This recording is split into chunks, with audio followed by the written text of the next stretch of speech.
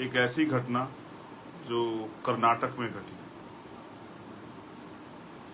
भारत में जाति है, जाति व्यवस्था में ऊंच नीच है। पहले वर्ण थे, फिर जाति बनी, और जाति की जो असमानता है उसका जो अन्याय है वो बहुत कठोर है। कर्नाटक में एक जगह पड़ती है चित्रकूट। इसी चित्रकूट जिले के एक गांव में, जहां एक शेड्यूल कास्ट का बच्चा जो है, एक नौजवान, कहते हैं कि जोड़े ऊपर वाला बनाता है, ईश्वर के घर बनते हैं, भगवान बनाता है, इस तरह की बातें अक्सर कही जाती है। बड़े बड़े चिंतक विद्वान इस बात को कहते हैं। लेकिन उन्होंने आपस में प्रेम विवाह किया और ये लड़की के परिवार को पसंद नहीं आया। उनके फादर जो हैं वो वाटर ऑपरेटर का काम करते थे। उन्होंने जातीय दम के कारण, क्योंकि जाति में ऊंच नीच है और यहाँ उच्च जाति भी है, पैदा होते ही बड़ा मजाक है ये कि पैदा होते ही कोई उच्च हो जाता है और पैदा होते ही कोई नीच हो जाता है। ये उनके लिए जो मानते हैं, हम लोग तो मानते नहीं। हम तो इंसानियत को सबसे बड़ा धर्म मानते हैं और हम सभी मजहब की इज्जत करते हैं। भारत का संविधान का आर्टिकल 25-26 धार्मिक आजादी देता है। कोई किसी धर्म को मानो, कोई किसी में आस्था रखे, कोई किस तरह से पूजन करे, ये उसका व्यक्तिगत मत है और ये वहां तक सीमित है जब तक वो किसी दूसरे के अधिकारों का हनन ना कर रहा हो।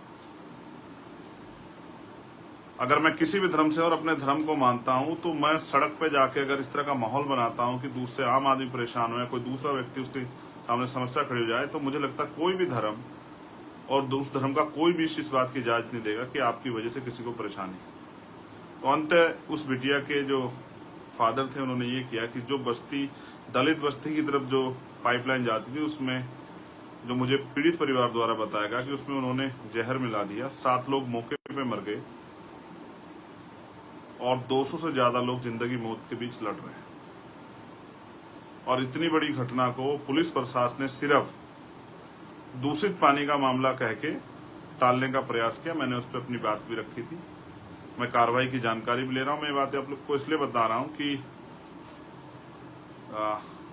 एक घटना घटी है उत्तर प्रदेश के उन्नाव में। भाई सुरेश सेन साहब जो हैं, सुरेश ठाकुर जो खुद को लगाते हैं, सविता सेन समाज से जो आते हैं, उनकी हत्या हुई है। उनको इतना पीटा गया कि इतने उनकी जान चली गई। जब मैंने उन पर ट्वीट किया तो पुलिस ने, उन्नाव पुलिस ने मुझे टैग करते हुए ये बहुत बड़े बड़े उसमें लिखा, एक पूरी घटना का एक वो बना के, समरी बना के कि नहीं ऐसी कोई बात नहीं, उन पर चोट के निशान नहीं थे, उनका बीमारी से वो अस्पताल गए थे, वहां उनकी डेथ हुई। तो किस तरह से पुलिस जो है मामले को दबाने का काम करती है सरकार के सारे पे। ये बात मैंने इसलिए आपको बताई कि सरकार के लोगों ने भी कहा और प्रशासन के लोगों ने कहा कि ये मामला दूषित पानी का था, तो उससे अन्य किसी बस्ती का कोई एक भी आदमी इफेक्टेड क्यों नहीं हुआ। ये मामला दूषित पानी का नहीं, ये दूषित सोच का मामला है। जो हीन भावना, जातीय दम, जातीय दमन, जातीय कुंठा, जाति व्यवस्था की वजह से बनी हुई है देश में, ये उसका मामला है। इसलिए हम लोग जो हैं जाति व्यवस्था के बहुत कठोर विरोधी,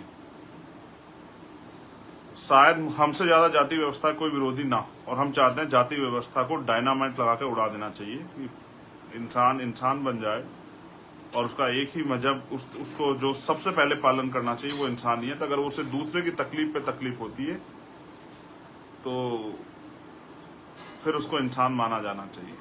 बाकी उसको धर्म की आजादी, वो अपने धर्म को माने। एक घटना भिंड में घटी है जहां 4 लोग एक नौजवान को पीट रहे हैं, उससे जय श्री राम के नारे लगा रहे हैं,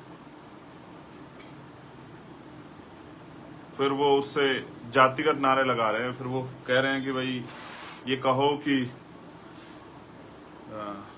तुम हमारे बाप हो, कुछ इस तरह की बात कह रहे हैं। उसकी वीडियो भी बन रही है बाकायदा। वो एक सामाजिक संदेश है। उसका अपराध ये है, उस बच्चे से मेरी आज बात हुई, सुरेश जी की पत्नी से मेरी कल बात हुई थी, लेकिन उस बच्चे से आज मेरी बात हुई। और उसने मुझे बताया कि उसने सिर्फ उसका अपराध ये था कि उसने अपनी जो भी उसके पास व्हीकल था उस पर जाटव लिखवाया हुआ था। इस बात से नाराज होकर उन्होंने उसको पीटा और इस तरह के उसको अपशब्द कहे। मैं समझता हूँ कि अगर श्री राम भी होते तो शायद वो ये ना कहते कि भाई इस तरह से मेरे लोगों द्वारा पीटो और इसके मेरे जिंदाबाद के नारे लगाओ।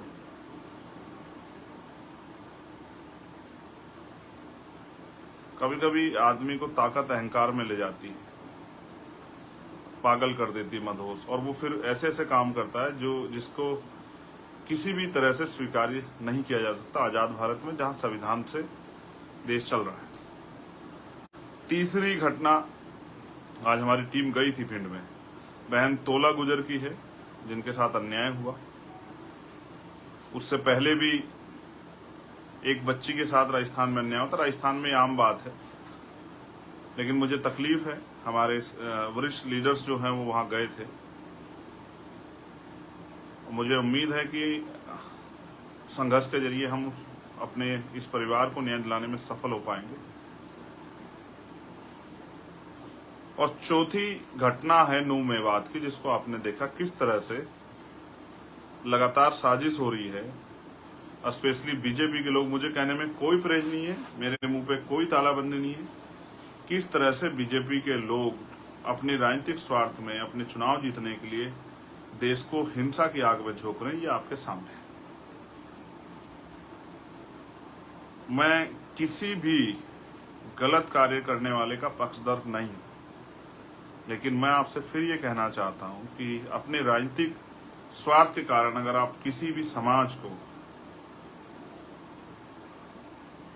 अगर आप डराने का, धमकाने का, अन्याय करने का काम करोगे तो इससे जो गुस्सा पैदा होगा वो बड़ा खतरनाक होगा और सब लोग चुप रह सकते हैं। मैं आपको अपनी पार्टी की लीडरशिप की तरफ से, अपने संगठन की तरफ से और इंडिविजुअल चंद्रशेखर आजाद आपसे कमिटमेंट करके कह रहा है कि जो अन्याय आप कर रहे हो, भारतीय जनता पार्टी के लोग, राजनीति यहीं रहेगी, देश बड़ा है, इस बात को आपको समझना चाहिए।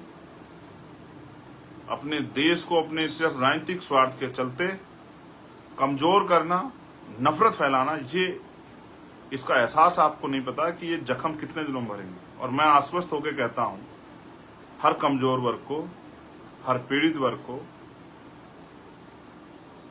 जैसे मणिपुर में उन बहनों के साथ हमारी अन्याय हो रहा है और स्पेशली वो वहां के क्रिश्चियन समुदाय के लोगों को टारगेट करने के लिए वो सब चीजें की गई, उनको नुकसान पहुंचाने के लिए बहुत हजारों की संख्या में चर्च जलाए गए हैं। जैसे आपकी आस्था अपने धर्म के प्रति, ऐसे दूसरे की भी आस्था अपने उनके धर्म के प्रति है।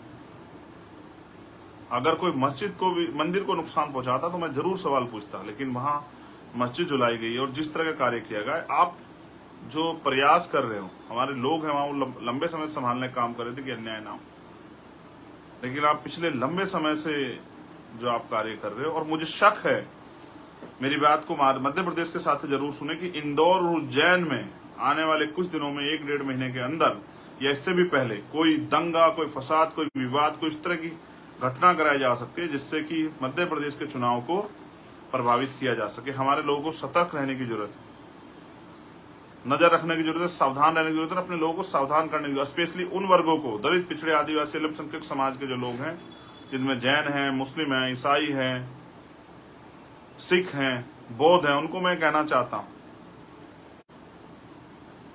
कि ये सारी हिंसा ये प्लांटेड है।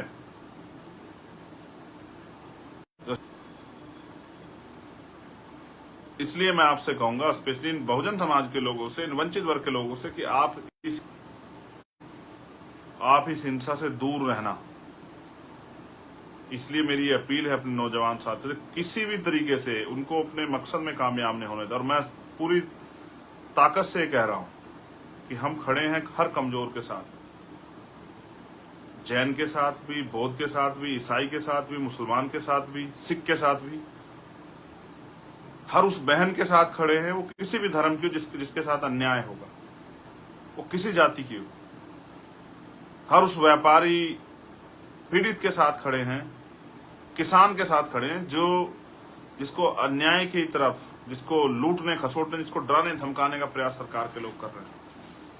और मैं आपसे फिर कह रहा हूं, जब जितना अन्याय बढ़ेगा आप हमें मजबूर कर दोगे कि हम सड़कों पे आके अपने भाइयों के आगे खड़े हो जाएं कि उन पर चलने वाली गोलियों का सामना हम लोग करें, और ये होगा। हम ज्यादा दिन तक आपको ये अन्याय करने की छूट नहीं दे सकते हैं। मैं तो तैयार बैठा हूं, एक गोली आपके लोगों ने धोखे से मारी, अगर अपने लोगों के लिए गोली खानी पड़ी तो मैं तैयार बैठा, लेकिन ये अन्याय हम लोग बर्दाश्त नहीं करेंगे जो आप कर रहे हैं या करने का प्रयास कर रहे हैं। अब मैं बात करूंगा स्पेशली राजस्थान की। मैं अपने मुस्लिम भाइयों से कहूंगा कि वो घबराएं नहीं, उस संविधान के हिसाब से काम करें, हम सब लोग उनके साथ खड़े हैं।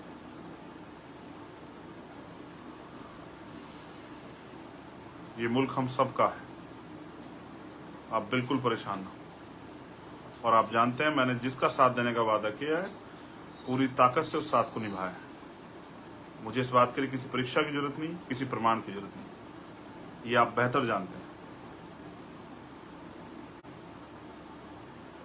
मैं बधाई दूंगा कश्मीर के अपने शेड्यूल ट्राइब के भाइयों जिन्होंने वहां अपने हकों के लिए आंदोलन किया। जो साथी मुझसे मिलने आए थे उनका भी धन्यवाद करता हूं, लेकिन मैं उनको ये भी चेतावनी देना चाहता हूं कि अभी वो लापरवाह ना हो, अभी आंदोलन खत्म नहीं हुआ है, अभी संघर्ष की पूर्ण रूप से जीत नहीं हुई।